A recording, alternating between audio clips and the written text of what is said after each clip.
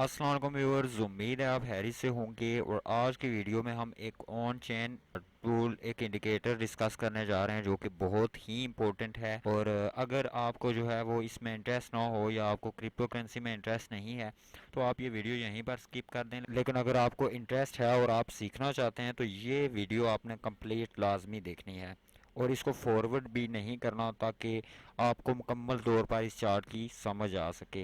Bitcoin Hodal wave एक bitcoin chart है जो ब्लॉकचेन के डेटा को इस्तेमाल करते हुए सर्कुलेशन में मौजूद बिटकॉइन की अमाउंट को डिफरेंट एज बैंड्स के हिसाब से ग्रुपों में तरतीब देता है। ठीक है जी। तो पहले इस चीज़ को समझ लें कि एज बैंड्स क्या हैं और ये किस तरह से जो है वो आप इनको जो है इनकी पहचान करेंगे।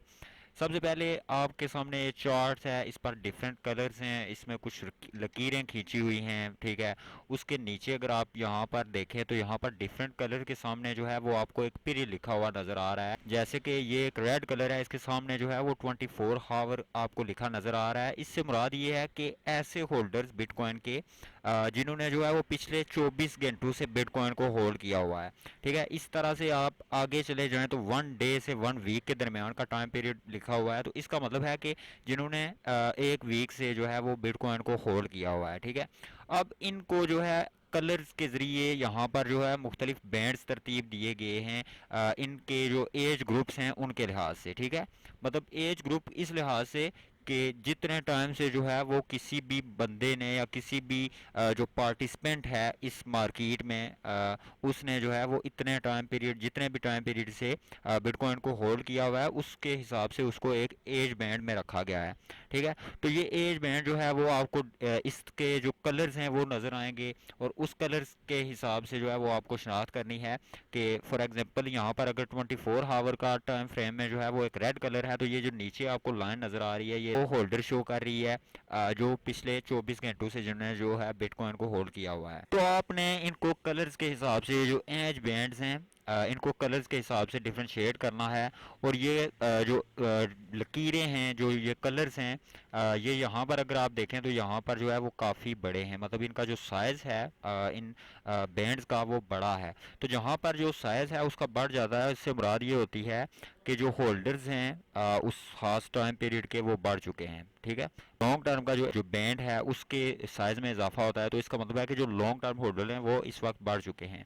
इसी तरह से अगर आप देखें तो जो शॉर्ट टर्म का है वो जब साइज उसमें उसके साइज में इजाफा होगा तो इसका मतलब है कि जो शॉर्ट टर्म होल्डर हैं वो ज़्यादा आ रहे हैं मार्केट में। ये जो बैंड्स का साइज है ये इस हिसाब से चेंज होता जाएगा। अब आप इस तरफ जो मेरी लेफ्ट साइड है ये जो आपको 0% से 100% तक लिखा आ रहा है ये वाई एक्सिस है। यहाँ पर अगर आप देखें तो ये 0 से 100% तक जो है वो वाई एक्सिस आपको नज़र आ रहा है। तो इसका मतलब है कि ये एक दिए गए डेटा पर तमाम बिटकॉइन की जो एज में तब्दीलियाँ आ रही हैं ये उनको दिखा रहा है। इसी तरह अगर आप इस राइट साइड पर चले जाएं तो यहाँ पर जो है वो बिटकॉइन की प्राइस आपको लिखी नज़र आ रही है 0.11 10 100 1000 10,000 और 1 लाख।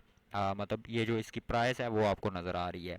उसके बाद ये डिफरेंट कलर्स हैं और इसका टाइम पीरियड ये मैं आपको बता चुका हूँ कि ये टाइम पीरियड के लिहाज से जो मुख्तलिफ कलर्स हैं उनको डिफ़ाइन किया गया है इस चार्ट पर। तो मेरे ख्याल से अब ये जो चार्ट है ये आपको समझ में आ गया होगा कि ये बैंड्स किस तरह से तरतीब दिए गए हैं, टाइम पीरियड क्या है। ठीक है। बैंड के साइज़ में इजाफे से क्या होता है और कमी से क्या होता है।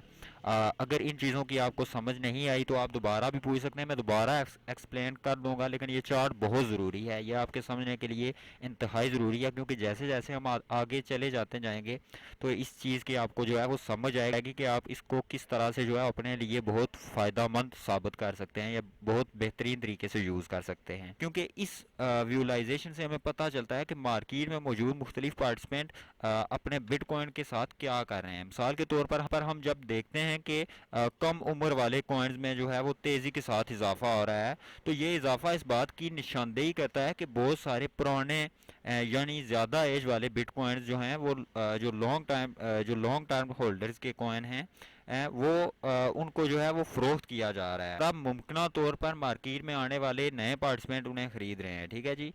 अब जो नए पार्टिसिपेंट्स हैं वो किस टाइम पर इंटर होते हैं और जो पुराने पार्टिसिपेंट्स हैं वो किस टाइम पे जो है वो अपने बिटकॉइन फरोख्त कर रहे होते हैं, ये एक बहुत ही एक खास होता है चांस, जिसको जो है वो एक, जब बिटकॉइन अपने ऑल टाइम हाई के ऑलमोस्ट करीब होता है, या यूं समझ लें कि जब बिटकॉइन का साइकिल एंड होने वाला होता है, उस वक्त जो है वो नए जो पार्टिसिपेंट होते हैं वो मार्केट में आते हैं। ये हिस्टोरिकली देखा गया है कि मतलब ऐसा तब होता है जब बिटकॉइन की प्राइस तेजी से बढ़ रही होती है और नए पार्टिसिपेंट बिटकॉइन खरीदने के लिए मार्केट में आ रहे होते हैं। ये वो वक्त होता है जब ये रेड बैंड जो होते हैं ना, ये तेजी के साथ बढ़ना शुरू हो जाते हैं। ठीक है, जब मार्केट जो है वो अपने एक जो साइकिल होता है उसका, उसके टॉप पर पहुंचती है, और जो बड़ी वेव्स होती हैं या जो लॉन्ग टर्म होल्डर होते हैं वो सेल करना शुरू करते हैं, उस वक्त जो नए पार्टिसिपेंट आते हैं उनको लगता है कि कीमतें ऊपर जाएंगी बिटकॉइन की, तो वो वहां पर बाय कर लेते हैं, और वहां पर जब ये बाय करते हैं तो ये उनके लिए वर्स्ट किस्म की बाइंग हो जाती है, क्योंकि वहां से जो है वो मार्केट गिरना शुरू हो जाती है। और जिस तरह से मार्केट गिरती है,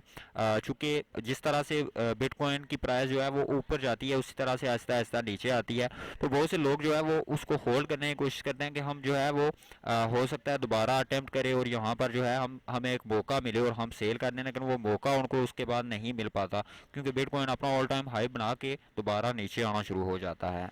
तो ये एक बहुत ही एक हेल्पफुल चार्ट है अगर हम समझना चाहें कि जो मार्केट का साइकिल है उसको समझना चाहें, और फिर ये जो लॉन्ग टर्म होल्डर्स हैं या जो एक्सपीरियंस ट्रेडर हैं, उनकी जो सेलिंग टेक्निक है उसको समझना चाहें कि वो किस टाइम पे बाय करते हैं, किस टाइम पे सेल करते हैं। तो ये वो चार्ट है जो हमें इस चीज़ को समझने के लिए जो है वो बहुत ज़्यादा हेल्प आउट कर सकता है कि स्मार्ट मनी कब इंटर होती है और कब एग्जिट होती है।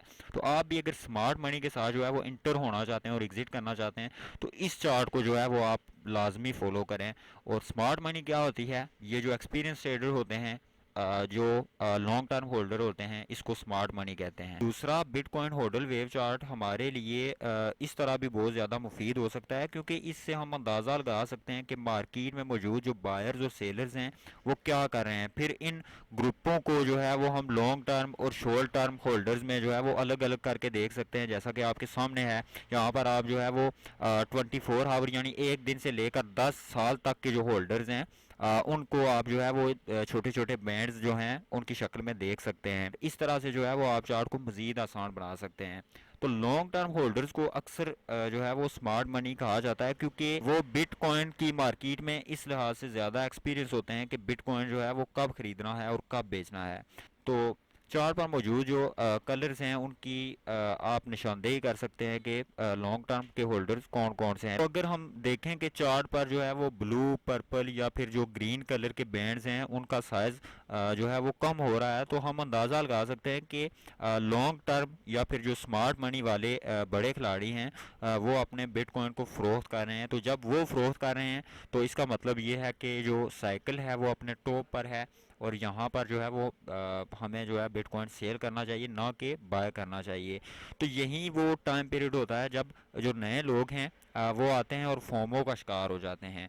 फोमो एक टर्म है जो यूज़ होती है फियर ऑफ मिसिंग आउट, मतलब कि वो लोग कोशिश करते हैं कि हमसे कहीं कोई ये जो चांस है, चूँकि बिटकॉइन की प्राइस अप्रिशिएट हो रही होती है लगातार, तो वो सोचते हैं कि हमें जो ये चांस हमें मिला है ये हमें मिस ना हो जाए, तो इस वजह से वो वहाँ पर बाय कर लेते हैं और वहाँ पर फंस जाते हैं। फिर जो बिटकॉइन है वो उसी तरह से नीचे आना शुरू हो जाता है जिस तरह ऊपर गया होता है। तो इंशाल्लाह फिर नेक्स्ट वीडियो में मुलाकात होती है। अल्लाह हाफिज़।